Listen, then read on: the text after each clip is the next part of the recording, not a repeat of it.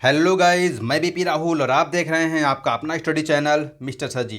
तो गाइस, इस वीडियो में हम लोग एसएससी के पुराने पेपर के जीके के कुछ महत्वपूर्ण सवालों को हल करेंगे। तो गाइस, इस वीडियो में जितने भी जीके के क्वेश्चन हैं वो सभी एग्जाम के लिए महत्वपूर्ण हैं, इसलिए इस वीडियो को शुरू से लास्ट तक जरूर देखिए और वीडियो अच्छी लगे तो लाइक और सब्सक्राइब करना बिल्कुल ना भूलें। ओके, तो चलिए शुरू करते हैं।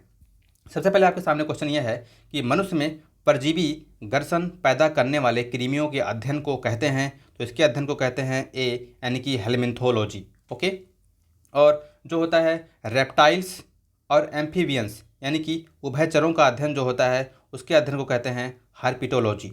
ओके, और मेलिस्कस जो ग्रुप होता है उसमें इसमें घोंघे वगैरह आते हैं उसके अध्ययन को कहते हैं मेल्कोलॉजी।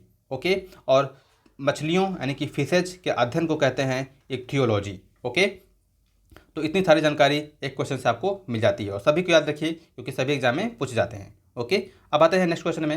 नेक्स्ट क्वेश्चन है कि डीएनए की द्विकुंडली संरचना की खोज किसने की थी? तो डीएनए के द्विकुंडली की संरचना की खोज किया था वाटसन और क्रिक ने, यानी कि ऑप्शन ए सही हो जाएगा। ओके, अब आते हैं नेक्स्ट क्वेश्चन पे। नेक्स्ट है कि रेडियो एक्टिविता की परिघटना की खोज की थी। तो रेडियो एक्टिविता की परिघटना की खोज किसने किया था? ये आपका डी होगा ऑप्शन, यानी कि हेनरी बेक्यूरेल ने। और जे थॉमसन ने इलेक्ट्रॉन की खोज किया था, और मैडम क्यूरी ने पोलोनियम और रेडियम की खोज किया था, और रेंटेजन ने एक्सरे की खोज किया था। तो इतनी सारी जानकारी आपको यहाँ से मिल जाती है। ओके, और सभी क्वेश्चन इंपॉर्टेंट हैं, सभी पेपर में पूछे जाते हैं।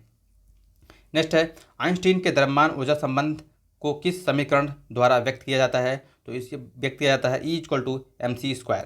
ठीक है, और आपको बता दें कि 1921 में है ना आइंस्टीन को नोबेल प्राइज़ मिला था, नोबेल प्राइज़ दिया गया था।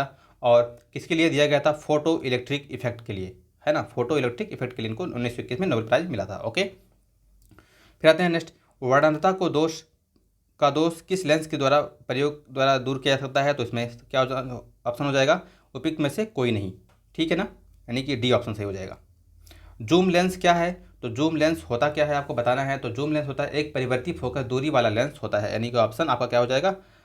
बी हो जाएगा सही। ओके, फिर आते हैं नेक्स्ट, निम्नलिखित में से किसको मार्स गैस कहते हैं? तो मार्स गैस यानी मीथेन को कहते हैं, यानी कि CH4 होता है। ठीक है, फिर आते हैं नेक्स्ट, रासायनिक दृष्टि से चूने का पानी होता है। तो रासायनिक दृष्टि से चूने का पानी होता है कैल्शियम हाइड्रोक्साइड CaOH2। ठीक है, फिर आते हैं नेक्स्ट, रासायनिक दृष्टि से ब्लीचिंग पाउडर होता है। तो रासायनिक दृष्टि से ब्लीचिंग पाउडर जो होता है वो होता है कैल्शियम हाइपोक्लोराइड, यानी कि CaClO2। ओके, फिर आते हैं नेक्स्ट, पेयजल में रोगाणु नाशी के रूप में किस गैस का प्रयोग किया जाता है? तो ये किया जाता है क्लोरीन का, यानी कि ऑप्शन डी सही हो जाएगा। फिर आते हैं नेक्स्ट, निम्नलिखित में से किसका संबंध डार्विनवाद के साथ है? तो इसका संबंध है प्रकृति वर्ण से, यानी कि नेचुरल सिलेक्शन से। ओके, फिर है रेडियो एक्टिविता का मापा जाता है। तो रेडियो एक्टिविता को मापा जाता है गाइगर मुलर काउंटर द्वारा, यानी कि ऑप्शन ए सही हो जाएगा।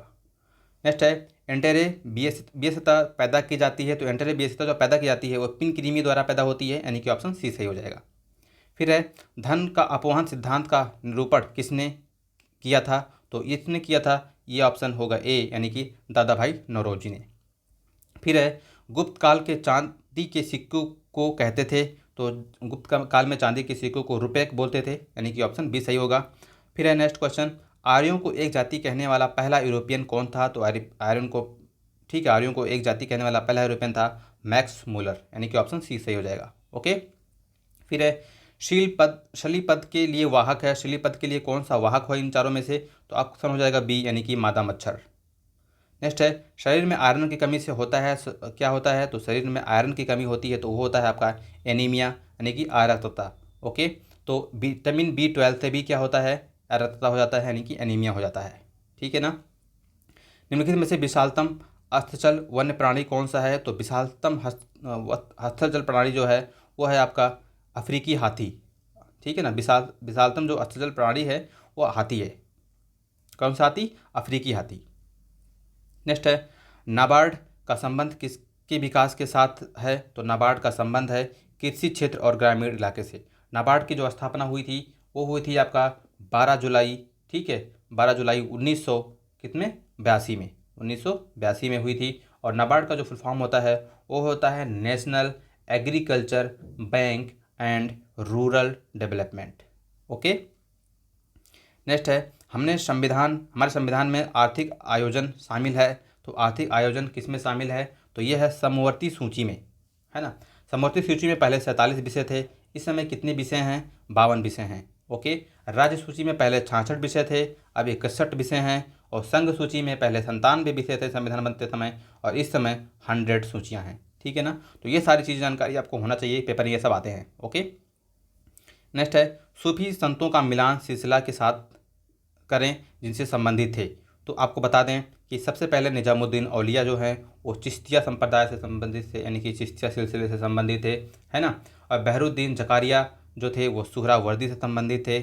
और मियाँ मीर जो थे, ठीक है ना, वो कादरी से संबंधित थे। और अहमद सरहिंदी जो थे वो नक्शबंदी से संबंधित थे। तो इसमें तो ऑप्शन आपका हो जाएगा बी ऑप्शन सही हो जाएगा।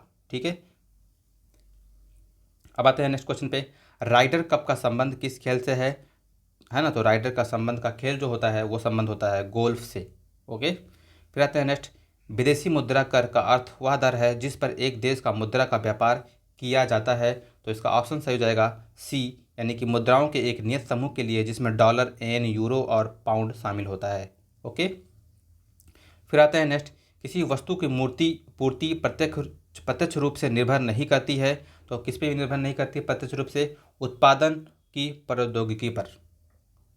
नेक्स्ट है संविधान बनाते समय निम्नलिखित में से कौन सा आदर्श प्रस्तावना में शामिल नहीं किया गया था। तो इसका सही ऑप्शन हो जाएगा सी, समाजवादी। राज्यसभा का कार्यकाल होता है, बहुत सिंपल सवाल है, इसका कार्यकाल होता है 6 वर्ष। ठीक है ना। और राज्यसभा को अपर हाउस भी कहते हैं, यानी कि उच्च सदन कहते हैं। ठीक है ना। और कभी भी भंग नहीं होता है, इसे कभी भंग नहीं किया जाता है, इसीलिए इसे अस्थाई सदन भी कहते हैं। ओके, तो राज्यसभा एक अस्थाई सदन है, अपर हाउस बोलते हैं, कभी भी भंग नहीं किया जा सकता है, और इसका कार्यकाल 6 वर्ष के लिए होता है। ठीक है ना। नेक्स्ट है वैदिक लोगों द्वारा किस धातु का प्रयोग पहले किया गया था, है ना। तो पहले कौन से किया गया था, कौन सा धातु है? तो ये है आपका सी, यानी कि लोहा, यानी कि आयरन। ओके, नई फर्मों को बाजार में प्रवेश नहीं करने दिया जाता, क्यों नहीं? क्योंकि ये ऑप्शन होगा एकाधिकारी, यानी कि मोनोपोली होता है। नेक्स्ट है किसने कहा है कि अल्पावधि में उपभोग प्रवृत्ति स्थिर होती है ना। तो इसने कहा था, ये ऑप्शन होगा ए, यानी कि कीन्स ने कहा था। नेक्स्ट है निम्नलिखित में से कौन सा संगठन सबसे पुराना है। तो आपको बता दें 1919 में बना था ILO, यानी कि इंडियन लेबर ऑर्गेनाइजेशन, ठीक, उसे इंटरनेशनल लेबर ऑर्गेनाइजेशन। WHO यानी वर्ल्ड हेल्थ ऑर्गेनाइजेशन जो बना था वो आपका 7 अप्रैल 1948 1948। और FAO यानी कि आपका फूड एंड एग्रीकल्चर ऑर्गेनाइजेशन जो है वो आपका है इटली में, जो कि 1945 में बना था। इसका हेडक्वार्टर कहाँ पे है? रोम में है, इटली में। ठीक है ना। और IMF इंटरनेशनल मॉनेटरी फंड जो बना था, ठीक है, ये 1945 में बना था। ठीक है, इसका जो हेडक्वार्टर है वो वाशिंगटन DC में है ना। तो आप देख रहे हो इसका ऑप्शन क्या सही हो जाएगा सी। ठीक है, कौन सा संगठन सबसे पुराना है? तो ILO जो है इंटरनेशनल लेबर ऑर्गेनाइजेशन, ये सबसे पुराना संगठन है। ओके, फिर आते हैं नेक्स्ट। भारत का सबसे बड़ा वाणिज्यिक बैंक है। तो भारत का सबसे बड़ा वाणिज्यिक बैंक कौन सा है? तो ये हो जाएगा आपका बी ऑप्शन, यानी कि भारतीय स्टेट बैंक। ओके, नेक्स्ट है कौन सा आयोग सांविधानिक उपबंधों द्वारा स्थापित नहीं है ना। तो ये है आपका योजना आयोग, है ना। योजना आयोग, ठीक है, 15 मार्च 1950 को बना था, है ना। और जवाहरलाल नेहरू ने इसका जो है उद्घाटन किया था। ओके, फिर आते हैं नेक्स्ट। राजकोषीय नीति का संबंध है। तो राजकोषीय नीति का संबंध है सरकार की आय तथा व्यय से, यानी कि ऑप्शन क्या हो जाएगा? डी सही हो जाएगा। नेक्स्ट है भारत के राष्ट्रपति और उपराष्ट्रपति के चुनाव से संबंधित विवादों का निर्णय करता है। तो यह है उच्चतम न्यायालय, यानी कि सुप्रीम कोर्ट। नेक्स्ट है सरकार के द्वारा सूची सेकंड और के साथ मिलान कीजिए, सूचियों के नीचे दिए गए कोडों से सहित उत्तर दीजिए। ठीक है ना। तो आपको बताना है। तो ये सबसे पहले अध्यात्मक प्रणाली। तो अध्यात्मक प्रणाली जो होती है वो होती है शक्ति का पृथक्करण करता है। ठीक है ना, यानी कि ऑप्शन ए का 4 मिलेगा। उसके बाद फिर आते हैं बी पे। तो बी है संसदीय प्रणाली। तो संसदीय प्रणाली आपका जो हो जाएगा कार्यपालिका और विधानमंडल के बीच घनिष्ठ संबंध को बताता है। ठीक है ना, यानी कि ऑप्शन ये बी का 3rd हो जाएगा। और फिर संघीय प्रणाली जो है आपका शक्ति का विभाजन करता है, यानी कि ऑप्शन सी का 1st हो जाएगा। और जो एकात्मक प्रणाली है आपको पता चल गया कि ये होगा आपका, ठीक है, शक्ति का संकेंद्रण। तो इस हिसाब से देखा जाए तो सबसे कौन सा ऑप्शन सही होगा, तो इसका ऑप्शन सही हो जाएगा सी। ओके, अब आता है नेक्स्ट, भारतीय संविधान ने भारतीय महासंघ की योजना किसके संविधान से ली थी, है ना, तो ये लिया गया था आपका कनाडा से। ओके, नेक्स्ट है, आदर्शवाद का जनक किसे माना जाता है, तो आदर्शवाद का जनक किसे माना जाता है, ये माना जाता है आपको प्लेटो को। ठीक है ना, आपको बता दें जो प्लेटो फिफ्थ जो प्लेटो थे, है ना, प्लेटो जो है अरस्तु का गुरु था, है ना, प्लेटो किसका गुरु था, आपको याद रखिएगा, बहुत इंपॉर्टेंट है। प्लेटो जो है अरस्तु का गुरु था, है ना, एरिस्टोटल जिसे बोलते हैं, और एरिस्टोटल का जो शिष्य था, ठीक है, एरिस्टोटल ने टीच किया था, वो सिकंदर को पढ़ाया था, है ना। तो इतनी बातें आप याद रखिएगा। और प्लेटो जो था किसका स्टूडेंट था, वो सुकरात का स्टूडेंट था, यानी कि सुकरात ने प्लेटो को पढ़ाया, प्लेटो ने एरिस्टोटल को पढ़ाया, एरिस्टोटल ने किसको पढ़ाया, सिकंदर को। तो इतनी सारी बातें आपको यहाँ पे जानकारी मिल जाती है। फिर आते हैं नेक्स्ट, पुस्तक मिडनाइट चिल्ड्रन किसने लिखी थी, तो पुस्तक मिडनाइट चिल्ड्रन जो लिखा गया था वो सलमान रश्दी द्वारा लिखा गया था, यानी कि ऑप्शन सी सही हो जाएगा। ठीक है ना। नेक्स्ट है, भारतीय संविधान के किस भाग में भारत की एक कल्याणकारी राज्य के रूप में स्थापित करने की बात कही गई है, तो आपको कहा गया है सी में, राज्य के नीति निर्देशक सिद्धांत में संविधान भाग चौथा है, और आर्टिकल आपका है 36 से 51 तक, तो ये भी याद रखिएगा। नेक्स्ट है, निम्नलिखित में से कौन सा गांधीवादी अर्थव्यवस्था का मूल शब्द नहीं है, गांधीवादी अर्थव्यवस्था का मूल शब्द नहीं है, आपको बताना है, तो ये है केंद्रीयकृत उत्पादन, ये इनका शब्द नहीं है। ठीक है, फिर आते हैं नेक्स्ट, आपको मिलान करना है, तो ये व्यक्तियां हैं और व्यक्तियों से संबंधित गतिविधियां हैं, है ना। तो आपको बताना है जैसे कि वानुमकंड, ठीक है, वानुमकंड का जो संबंध है, ठीक है ना, वो है दूरसंचार से, किससे, दूरसंचार से। सुनील मित्तल, आपको पता है सुनील मित्तल जो है वो किससे संबंधित हैं, सुनील मित्तल का संबंध है आपका क्रिकेट से, है ना। और उमा शर्मा का संबंध आपका है कथक नृत्य से, और ब्रिजेश कुरियन आपको पता है डेयरी से संबंधित हैं। ठीक है ना। तो इस तरीके से देखा जाए तो ऑप्शन आपका सही हो जाएगा, क्या, सी सही हो जाएगा। ओके, अब आते हैं नेक्स्ट क्वेश्चन पे। नेक्स्ट है, टिहरी जल विद्युत परिषद किस राज्य में स्थित है, तो टिहरी जल विद्युत परिषद आपको बता दें उत्तराखंड में स्थित है ना। और भागीरथी, है ना, भागीरथी और भिलांगना ये जो नदी हैं इनके संगम पर जो है ये बनाया गया था। ये 1978 में जो है स्टार्ट हुआ, आप सोचो 1978 में स्टार्ट हुआ था और 2006 में ये बन के तैयार हुआ, यानी कि कुल मिला के 28 साल में ये तैयार हुआ था, है ना। टिहरी जल विद्युत परियोजना, है ना, जो कि उत्तराखंड में है, भागीरथी और भीलगंगा नदी के संगम पर। ये बहुत इंपॉर्टेंट क्वेश्चन होता है। ओके, फिर आते हैं नेक्स्ट, मोबाइल फ़ोनों में प्रयुक्त CDMA प्रौद्योगिकी है, CDMA का फुल फॉर्म क्या है आपको बताना है, तो कोड डिवीजन मल्टीपल एक्सेस होता है, यानी कि कोड डिवीजन मल्टीपल एक्सेस, यानी कि ऑप्शन सी सही हो जाएगा। ओके, नेक्स्ट है, पुस्तक हैं और पुस्तकों के लेखक हैं, आपको दिया हुआ है तो आपको मिलान करना है। ठीक है ना।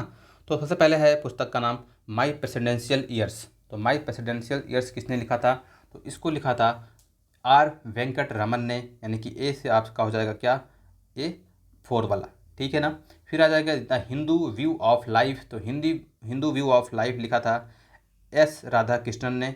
ओके, उसके बाद वॉइस ऑफ कॉशंस, तो वॉइस ऑफ कॉशंस लिखा था आपका VV गिरी ने। ओके, और विदाउट फियर और फेवर किसने लिखा था, तो ये लिखा था आपका पता ही चल गया, संजीवा रेड्डी ने। ठीक है, संजीवा रेड्डी ने। तो इस हिसाब से देखा जाए तो कौन सा ऑप्शन सही होगा, तो यह ऑप्शन हो जाएगा यहाँ के डी सही हो जाएगा। ठीक है ना। अब आते हैं नेक्स्ट, CTBT का पूरा रूप क्या है, CTBT का फुल फॉर्म क्या है, ये पूछा गया है, तो ये होगा कॉम्प्रिहेंसिव टेस्ट बैन ट्रीटी, यानी कि ऑप्शन सी सही हो जाएगा। नेक्स्ट है, FAO किसका संक्षिप्त रूप है, अभी हमने आपको बताया है। ठीक है, तो इसका संक्षिप्त रूप क्या है आपको बताना, फूड एंड एग्रीकल्चर ऑर्गेनाइजेशन, जो कि इसका हेडक्वार्टर कहाँ पे है, रोम में है। ठीक है, इटली की कैपिटल में। नेक्स्ट क्वेश्चन आपके साथ है, मिलान करने के लिए दिया गया है ना। तो इसमें व्यक्ति दिए गए हैं और संगठन दिए गए हैं, उनके कार्य क्षेत्र दिए गए हैं। ठीक है ना। तो सबसे पहले आपको बता दें अमृता पटेल, तो अमृता पटेल का संबंध किससे है, तो अमृता पटेल का संबंध इसमें से बताना है, तो अमृता पटेल संबंधित थी डेयरी विकास से। इंदिरा नूई इंदिरा नूई बहुत फेमस उस समय थी, तो उसमें इनका संबंध था पेप्सिको, ठीक है। और सुनीता नारायण का संबंध जो है वो पर्यावरण विज्ञान से। और नंदन नीलेकनी इनका संबंध है सूचना प्रौद्योगिकी से, है ना। तो इस हिसाब से देखें तो इसका ऑप्शन क्या आ जाएगा, डी सही हो जाएगा। ओके, अब आते हैं नेक्स्ट क्वेश्चन पे। पुस्तक टू लाइव्स किसने लिखी है? पुस्तक टू लाइव्स बहुत इंपॉर्टेंट बुक थी उस समय, तो ये पुस्तक का नाम था, लिखा है विक्रम सेठ ने। ओके, फिर आते हैं नेक्स्ट क्वेश्चन। भारत के राष्ट्रपति का नाम बताएं जो निर्विरोध चुने गए थे। तो निर्विरोध चुने जाने वाले एकमात्र राष्ट्रपति थे नीलम संजीवा रेड्डी। ओके, यानी कि ऑप्शन बी सही हो जाएगा। ठीक है गाइज, तो गाइज इस वीडियो में अब कोई भी क्वेश्चन नहीं बचा है, इसी वीडियो समाप्त होता है। तो गाइज अगर वीडियो अच्छी लगी हो तो वीडियो को लाइक सब्सक्राइब जरूर करें और बेल आइकन जरूर दबा दीजिए, ताकि हमारे हर वीडियो का नोटिफिकेशन आपको सबसे पहले मिले। तो गाइज इस वीडियो को यहीं समाप्त करते हैं, फिर मिलते हैं नई वीडियो के साथ। तब तक के लिए धन्यवाद।